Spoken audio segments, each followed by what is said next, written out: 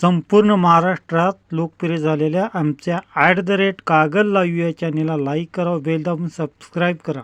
पतसंस्थेकडून ठेवीची रक्कम न मिळाल्याने रणदिवेवाडी येथील मायलेकरांचे कागल सहाय्यक निबंधकांसमोर आमरण उपोषण. रणदिवेवाडी, तालुका कागल येथील श्री राजर्षी शाहू ग्रामीण बिगर शेती सहकारी पतसंस्थेचे मॅनेजरवर विश्वास ठेवून, काबाड कष्ट करून, गोळा केलेली रक्कम गुंतविली. ती अद्याप परत मिळालेले नाही. हेलपाटे घालून काही उपयोग होणार नाही म्हणून कागलच्या सहाय्यक निबंधक कार्यालयासमोर आमरण उपोषणास बसलो आहोत. आमच्या ठेवीची रक्कम ₹9 लाख परत द्या, अशी हाक मायलेकरांनी कागलच्या सहाय्यक निबंधकांना दिली आहे.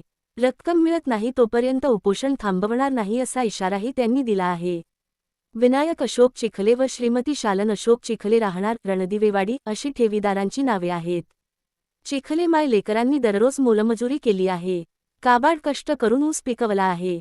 भविष्यात चांगले दिवस यावेत हा हेतू समोर ठेवून ऊस बिलासह मिळविलेली पै आणि पै रक्कम ₹9 लाख वेळोवेळी पतसंस्थेत ठेव म्हणून ठेवली.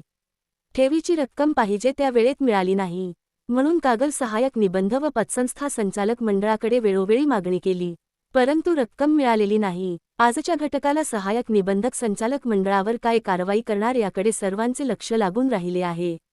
दरम्यान यापूर्वी सन 2021 व 22 या आर्थिक वर्षात लेखापरीक्षणात ₹2,64,22,19 ठपका ठेवत मॅनेजर याचेवर कागल पोलिसात ऑक्टोबर 2022 मध्ये गुन्हा नोंद आहे.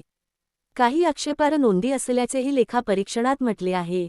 15 मार्च 2026 पर्यंत ठेवीची रक्कम मिळावी असा अल्टिमेट ठेवीदार चिखले यांनी सहाय्यक निबंधक यांना दिला होता. परंतु रक्कम न मिळाल्याने मायलेकरांनी 18 मार्चपासून आमरण उपोषणास सुरुवात केली आहे.